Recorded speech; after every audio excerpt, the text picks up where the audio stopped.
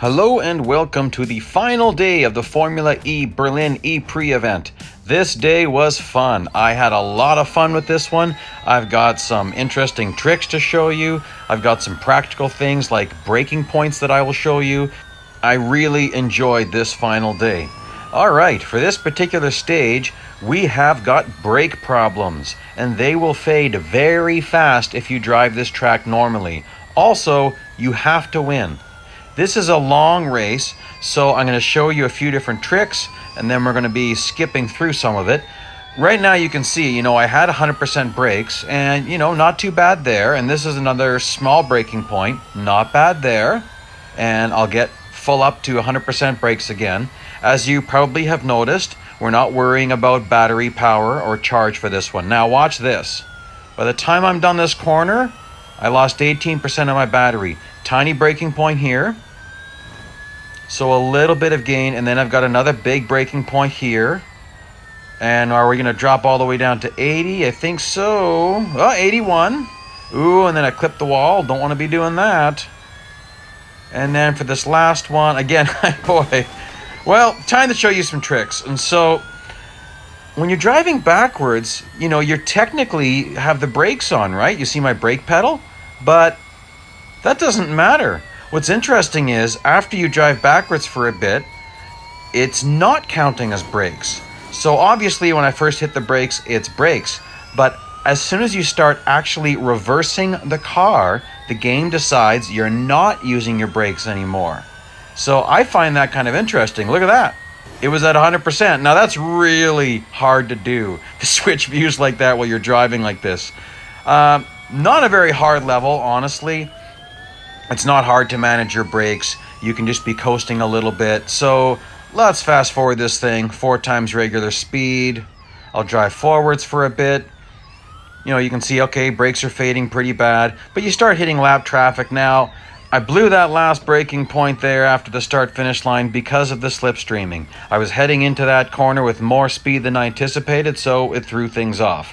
Now, some people have started calling me Mater because of all of this backwards driving, so I got a special treat for you guys right here. Will you stop that? Stop what? That driving backwards stuff, it's creeping me out. You're gonna wreck or something. Wreck? Shoot. I'm the world's best backwards driver. Just watch this right here, lover boy. Hey,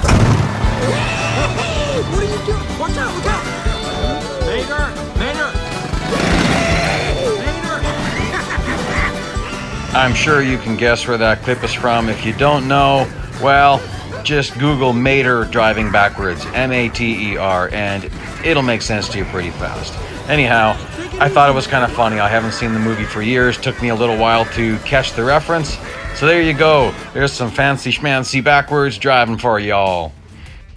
Alright, that takes us to the end of that stage. Don't know if you noticed, but I got some different electronic music in the background today. Electronic music for electronic racing. Alright, so let's get on to this next one here, race number 2. And this is another average speed race. And you have to have a certain average speed at the beginning of every single lap when you're crossing the start-finish line. So for this lap, we're fine. And that's the highest average speed you're going to see. It gets harder from here, unless, of course, you've gone and you've got more tuning than I do. I have the bare minimum right here. Now, you don't need to worry about your energy or your charge on your battery if you're going to drive this pretty clean the way I'm doing it here. And I'm driving this flat out. I am not going to be coasting. I'm not going to be taking it easy. So if you're having some mistakes, like right there, just a little tiny nick of the wall, that much you can get away with. Any more of that, and you're going to have to adjust your driving for just one corner to build up a bit more charge. And you'll get a look to see here what this is like as far as how much average speed can I carry across the line. Already you can see I've dipped down pretty far. Yeah, that's still more than enough. I needed 134. I'm going to cross with 143. And you know what? That's about it. We're going to speed through this faster. This is 4 times regular speed. There's really no one in your way for the most part. And I really like that we're doing a lot of first place finishes here because, of course, that's going to pay us more M dollars and more fame. And boy, that's what we all want, isn't it? So a little bit better average speed this time. And pay a little bit attention to my charge on my battery here. Watch this as we cross the line. Ooh, that was razor close, wasn't it? But I did not find that stage hard. I am going to get into breaking points coming up here, and so that could help you if you're having trouble with average speed events. I took a little break here to service my car. I wanted to start this event fully serviced, and we've got to watch an overheating battery issue. Okay, well, I'm going to show you a couple of ways to do this because it's kind of funny. Again, you might imagine backwards driving comes into play. You know, you don't have to do it that way.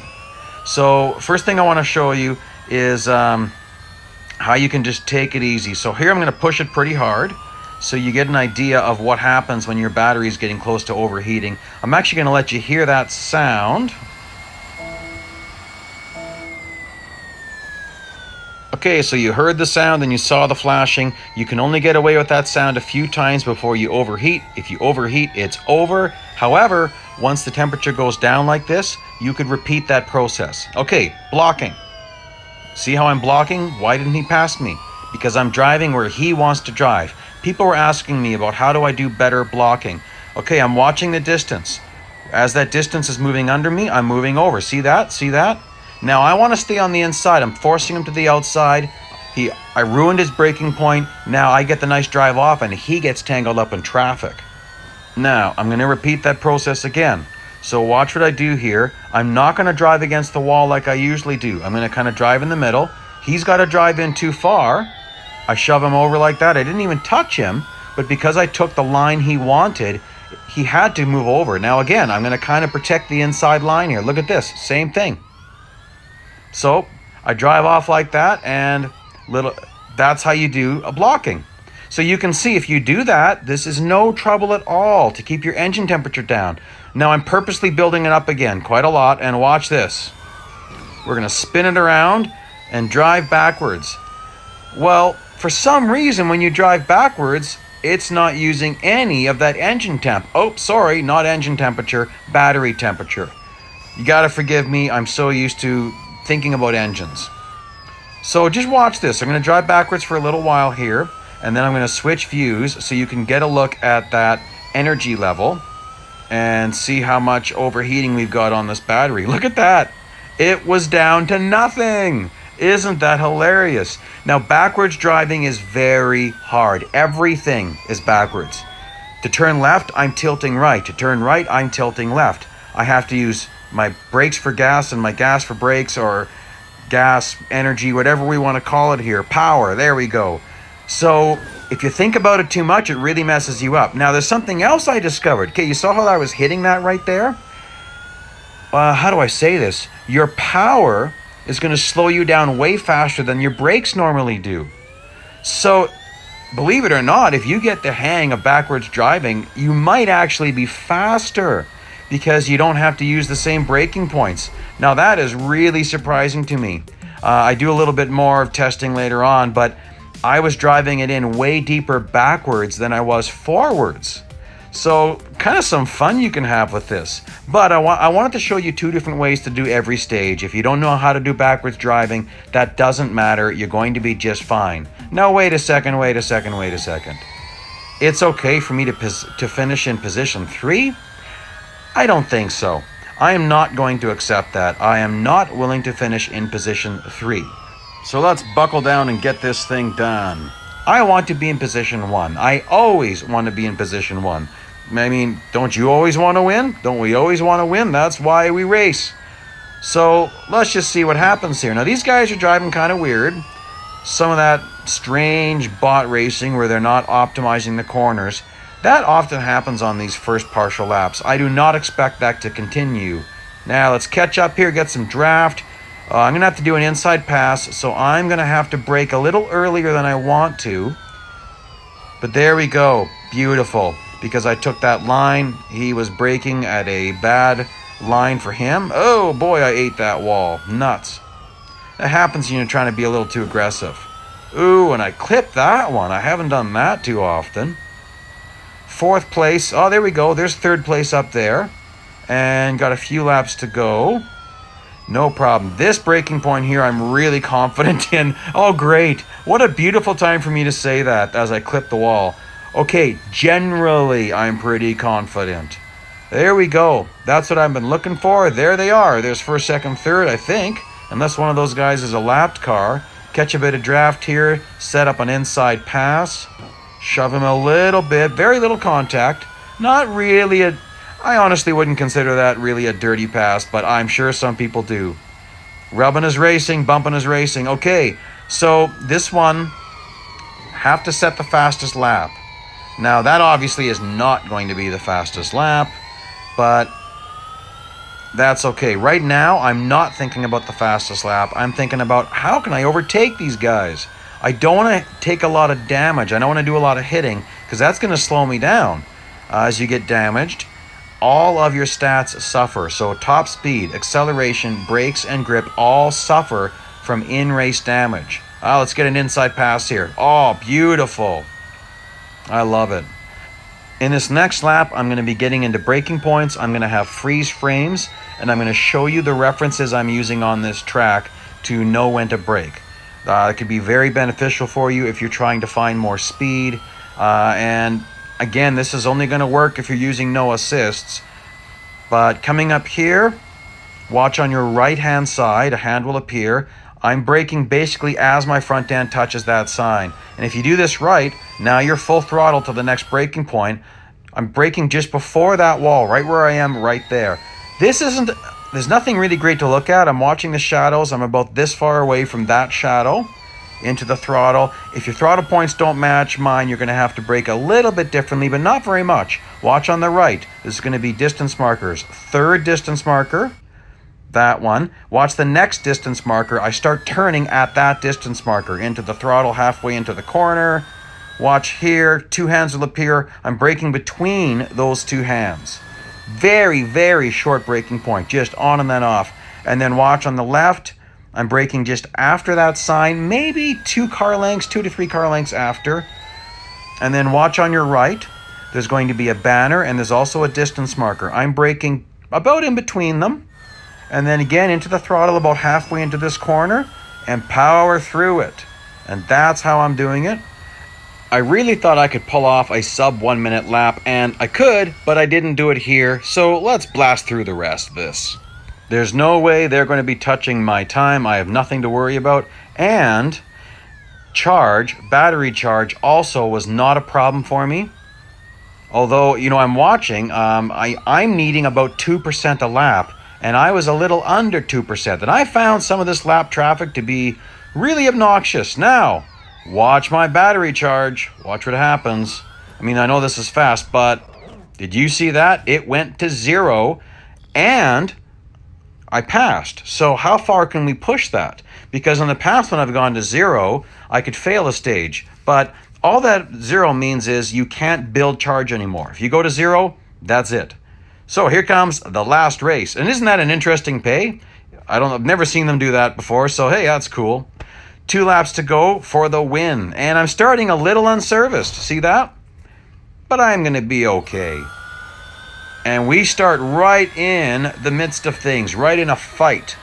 And that's kind of fun. I'm going to give him a little tap. And I blew the point. One problem with them starting us where they do sometimes is that their throttle points are not the same. So you're going into the corners a lot slower.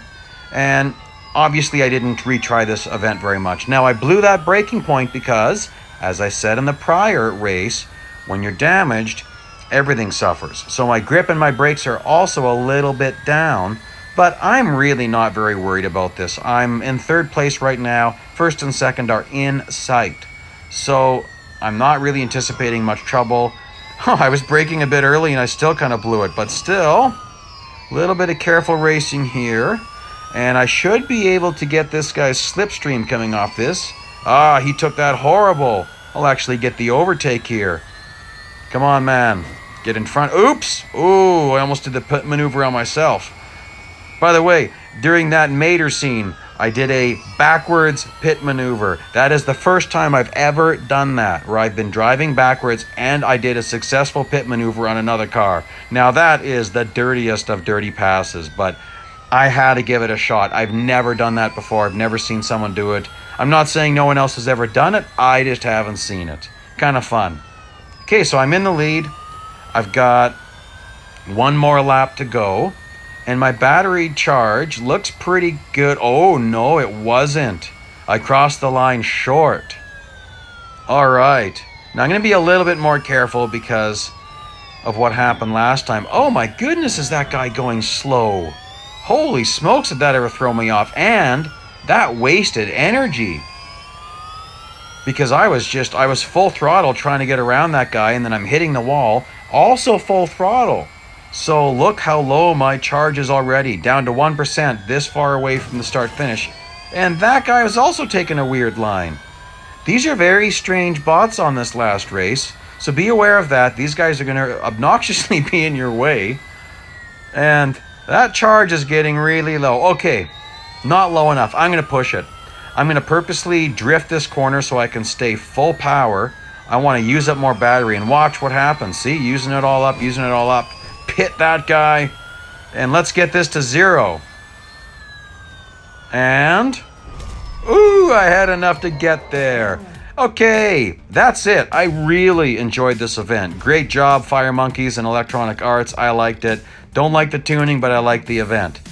Now, it's time to get into the math. There's a few different strategies, and I decided to stick with mine. Some people decided they would fail a race and rerun it a whole bunch of times to get a whole bunch of driver XP and do less tuning. Nothing wrong with that, but no matter what, you do have to do some tuning. Those people will get away with less tuning, and they're better set up for the career race and the next event that's going to happen in 8.6, where you can use the same driver to earn another car. Driver XP costs gold, and some people don't have as much, so I'm going to let you decide. You can see the different ways people have done it. So here you can see the total tuning cost of having all step 5 tuning, and the total MI earned, that includes bonuses and winnings for races. Total cost $1,235,262. $2.57 million to skip all stages versus $2.15 million to buy it means it's cheaper to earn this car. Now let's take a look at the gold I spent. To get to driver level 3, it cost me 63 gold. I earned 60, so I only spent 3, and I get to keep that driver level in the game. I also earned 10,910 fame through finishing all the races. In conclusion, I really enjoyed this event, which is really saying something for an event with minimum PR requirements. I hope you enjoyed my series. Thank you for joining me, and here are some other links.